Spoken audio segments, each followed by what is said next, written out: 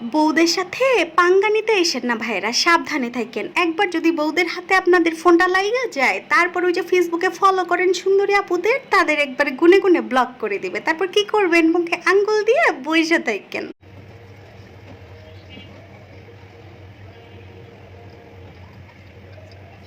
আবারও শুরু হয়ে গেছে আরেকটা সিরিজ, আমাদের লায়লা আপার নতুন নাটক।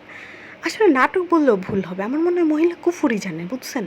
খুব সম্ভবত তান্ত্রিকের নানি, নাহলে একটা না চাইতে আরেকটা এরকম কেমনে।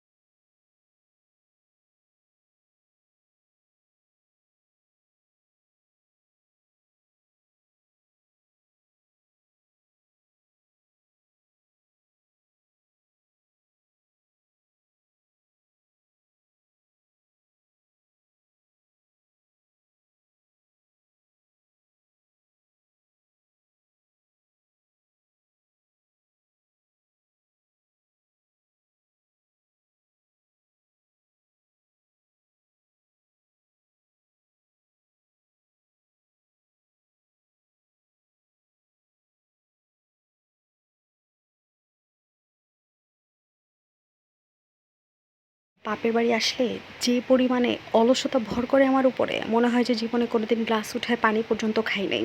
একেবারে শেষ সীমানায় চলে গেছি। বর্তমানে একদম অলসতা লাস্ট স্টেজে আছি। কেউ কিডন্যাপ করে নিয়ে চলে গেলেও তারে মনে হয় আমি বলবো, ভাই একটা মোবাইল আর বিছানা দেন।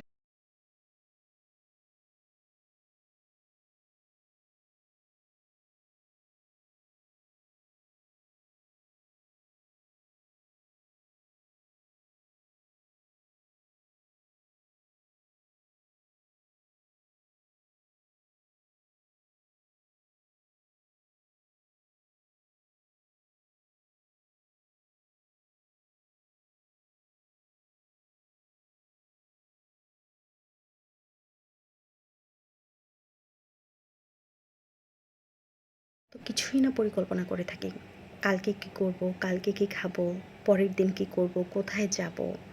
আজ থেকে 10 বছর পরে নিজেকে কোন স্থানে দেখতে চাই, আজ থেকে 20 বছর পরে আমাদের জীবনের অবস্থানটা কি থাকবে, কত কিছুই চিন্তা করি। আজকে সারাটা দিন চিন্তা করলাম, আমাদের জীবন ক্ষণস্থায়ী। উপলব্ধি করালাম মনটাকে, যে কোনো সময় যে কোনো কিছু হয়ে যেতে পারে।